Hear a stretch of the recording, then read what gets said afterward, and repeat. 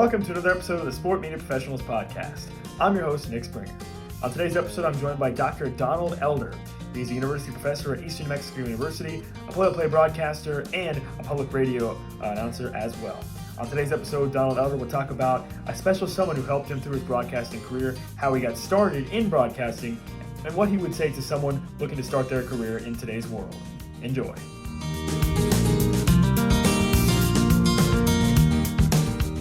Donald, thank you so much for joining me today on this episode. How are you doing today? How are you doing? You know, it's been a good day so far. I got a chance to play 9 holes of golf, and now duty calls after I do this podcast. Then I've got office hours in class, so the taxpayers will get their money's worth out of me. How'd you do today on the golf course? Surprisingly well, for considering how windy it was. I managed to shape my shots according to the direction of the wind. I mean, are you a big golf guy? Did you manage to catch any of the Masters this past weekend? Or I watched as much of the Masters as I could. I'm a huge golf fan. I kind of plateaued a few years ago, not getting any better, but I'm not getting any worse. So that's all I can ask for. There you go. You know, that's not too bad, honestly. But first off, I just wanted to ask you to tell me a little bit about what you do now, and kind of what your job is and what your day-to-day looks like, and what you do in relating to sports media and the sports world. Right now, I am the sports director of a consortium of radio stations. It's called Rooney Moon Broadcasting, 4 stations that are headquartered in Portales and Clovis, New Mexico.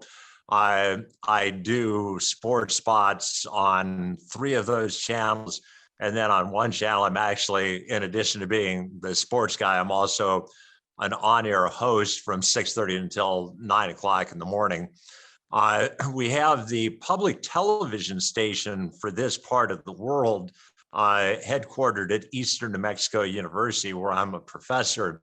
And I host a sports television program called Sports Look that airs Thursday nights on the KENW TV. So, and then occasionally the university will ask me to do the commentary for the live stream for the Lone Star Conference. And so I actually have one, it's like I've got 3 legs. I've got 1 foot in commercial radio. I've got 1 foot in public broadcasting, and I've got 1 foot broadcasting for the university through the Lone Star Conference. So what's kind of the difference between those 3 things? You just broke it down, but what's kind of the difference between your approach when you're on commentary versus sports talk versus, public radio as well? They're, to my way of thinking, they're completely different entities. And commercial radio is much different than public broadcasting. There's kind of, if you've ever seen the movie Anchorman, there's a gang fight between the rival stations in San Diego. And when the PBS people show up, there's the guy with the tweed jacket with the patches, and there's a guy smoking the pipe. That's pretty true. I mean, that's public broadcasting. And so I really have to tone it down and have more of the Jim Lair type of approach to commentating. With commercial, you try to be engaging. And so there's 2 types of personas that I have to bring to the table in a typical sports week. And then a world of difference between broadcasting a game and trying to put words to the actions that you're seeing on the field, and doing a sports show where you try to say, okay, I saw you do this, this, and this. Why did you do that? Why did it work? Why didn't it work?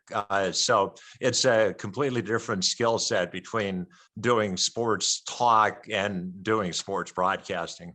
And how did you find yourself ending up getting into this kind of industry of sports and also public radio? Like you said, what kind of got you interested in, and what's kind of got you through working in this industry?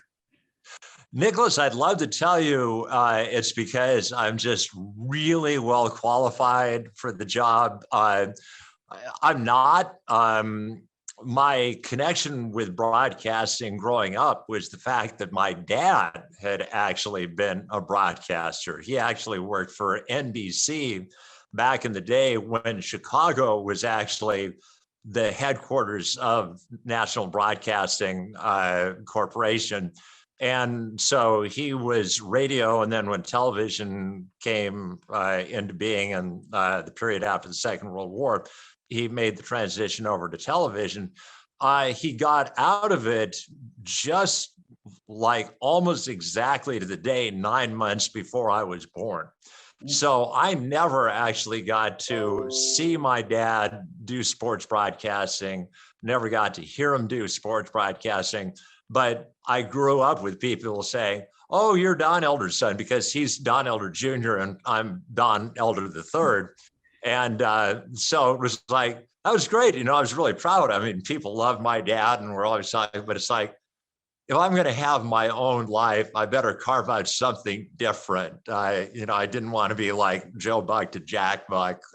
No offense to Joe Buck, but it didn't want to follow in my dad's footsteps. And so I pursued a career in education. And my first foray into broadcasting was when I was a teacher and a coach in a town of about 5,000 in Iowa, where I was the 8th grade football coach.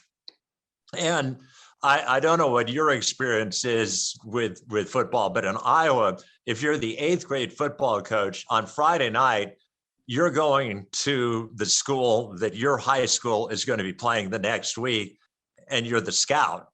And so every Friday night I'd go to Monticello, Iowa, or Animos, Iowa, or someplace, and I'd sit there and I'd scout. And so every play that they ran, I had a page and I drew the diagram. But I was a horrible scout. I was like the world's worst scout. I mean, I could show you where the ball ended up, but whether it was a running play or a passing play, it's just, that was a detail that just somehow escaped me. And so finally, after about 7 years before the start of my 8th year, the head football coach called me in, and I thought he was going to fire me, just say, you're hopeless, be gone. And he said, "Elder, you're absolutely no use to me as a scout, but cable TV is coming to Vinton, Iowa, and some people have put up money to broadcast our home games on the public access channel." And he said, "Maybe you could be of some use doing that broadcast." And so I did 5 home games in the fall of 1981, did 5 home games in the fall of 82.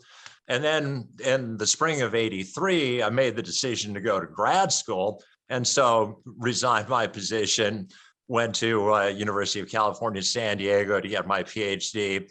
I got a job teaching at a university out in Southern California for 6 years. And so in 1995, I mean, it had been like 12 years since I'd done any broadcasting.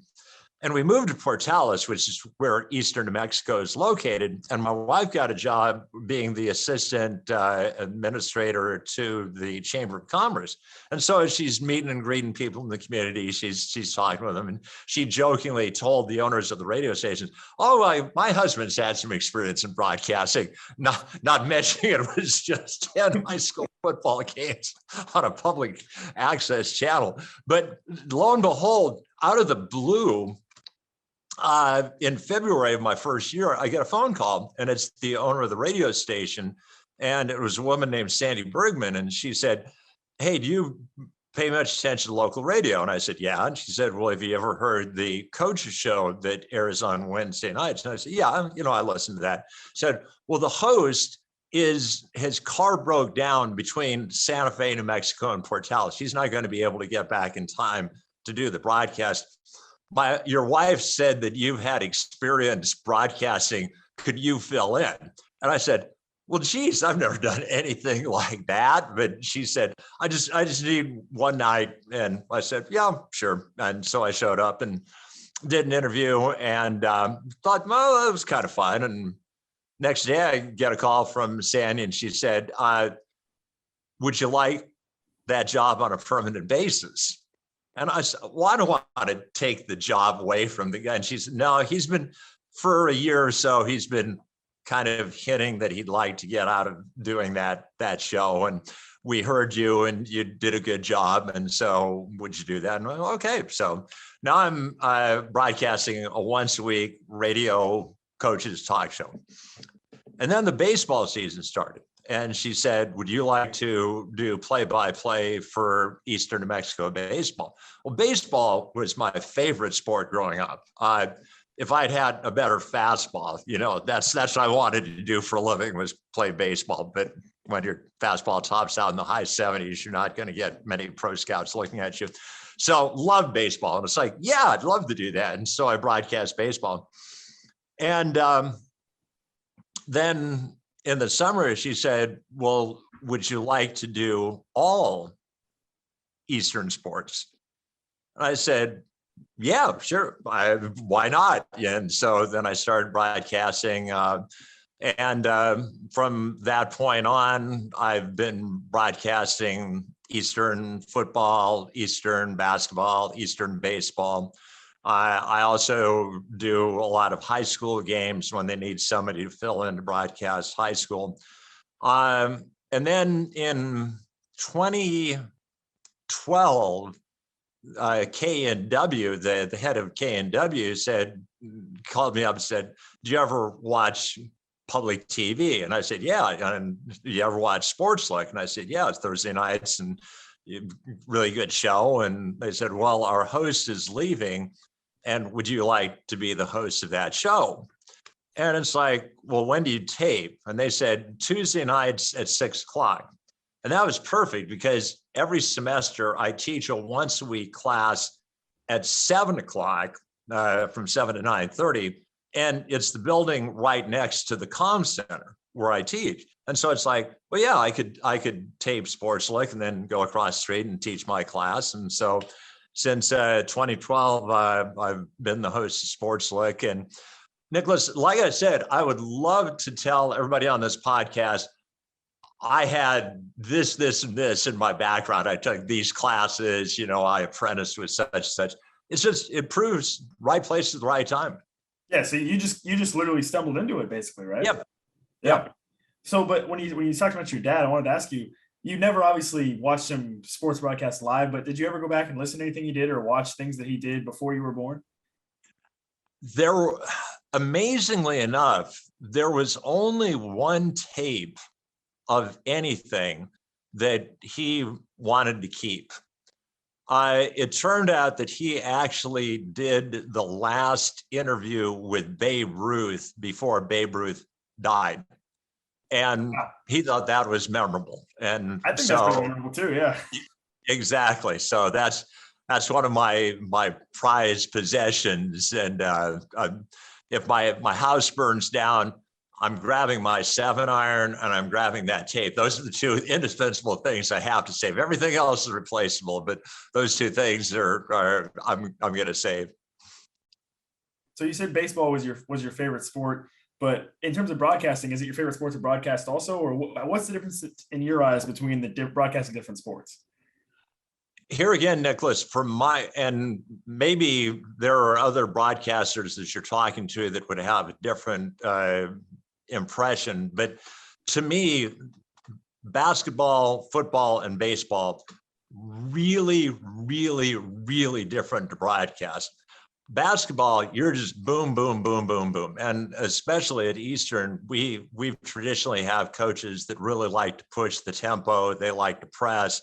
And so there are a lot of quick transitions. You usually only have the ball about 12 seconds in your hands. And so you're just having to say, Peterson takes the ball to the hoop, jump shot, no good, rebounded, kicked out. And so you're just describing the action.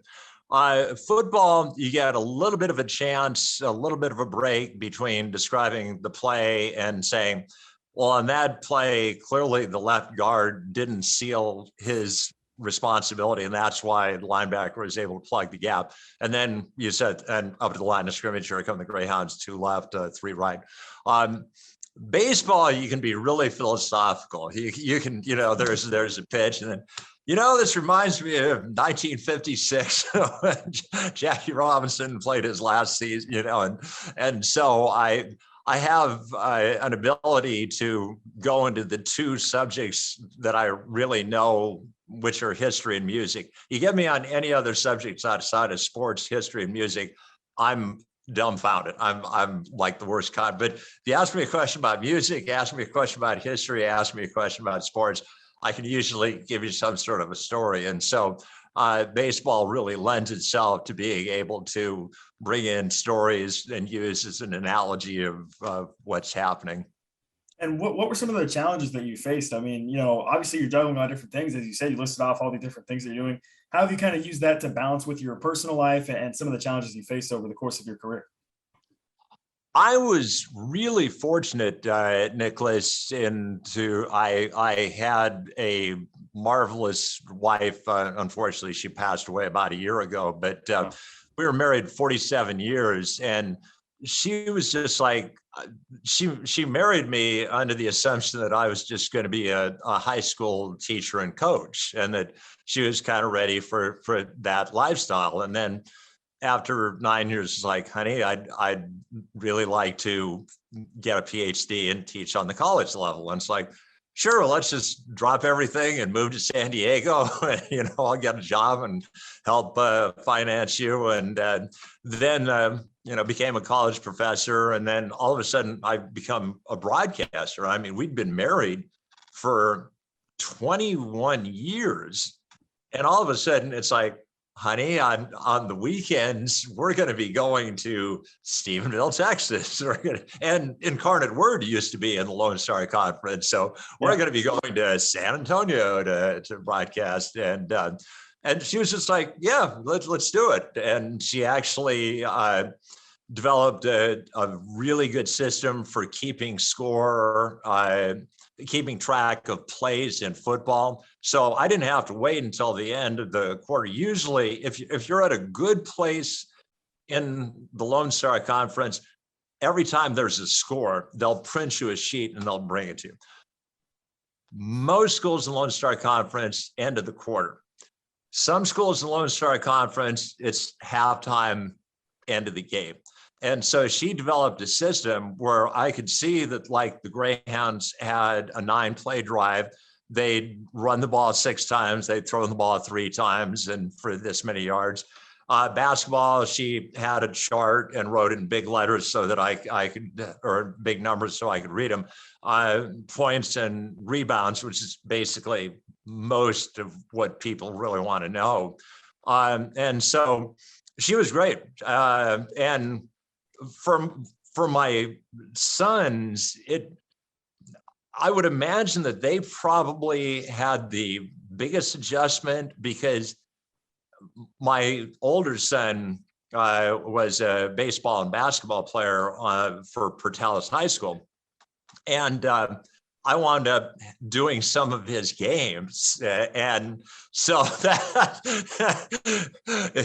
everybody would give Cam a bad time about, well, your dad seemed to be mentioning your name a lot, and it didn't really seem like you were doing that much on the court, So they were giving him a bad time about that. And for my son Brian, he had one sport, tennis, which we didn't broadcast, but he played football for Portales, and I did quite a few of his games, and kind of the same thing. And so for them, having a dad who was a local radio celebrity and broadcasting their games was kind of an interesting, but they were good sports about it. And, now we laugh about fun moments in my broadcasting their sports, what they imagined I was probably saying about their exploits while the game was taking place. But I was lucky, Nick. I don't, if I'd had a wife who just said, no, we can't have this disruption in our life, I would have honored her request, and I would not have gone into broadcasting. But because I had a really supportive wife and 2 kids that were fine with their dad all of a sudden becoming a sports guy, it was not that much of an adjustment. And it sounds like she was literally your assistant then for a lot of those games, right? She was. Oh, she was. Yeah. And I will say that this year, she died during the pandemic, and I wasn't broadcasting. But when I started broadcasting this fall, when we started to resume, because we went a year without playing football at Eastern, we missed out on a whole year of basketball at Eastern. Baseball, we were allowed to play last year in the Lone Star Conference, but our board of regents said, you're going to have to play every game on the road. And so I didn't get a chance to broadcast any baseball last year. So this year was the first year I really was broadcasting without being able to look right beside me and see my wife's statistics. And I obviously appreciated my wife a great deal anyway, but recognizing how much she had done for my broadcast, it was like the awards that I've been lucky enough to win in my career, I'd say I never would have won those awards if she had not had the facts literally sitting right next to me. I also wanted to ask you, you started your broadcasting career and you've been in it for a while. Like, the difference between now and say, back in the 80s, maybe it's astronomical, right? I mean, how's that adjustment been like with the difference in technology and everything? I mean, what's that been like for you? I would like to tell you that my technology has kept pace with the changing times.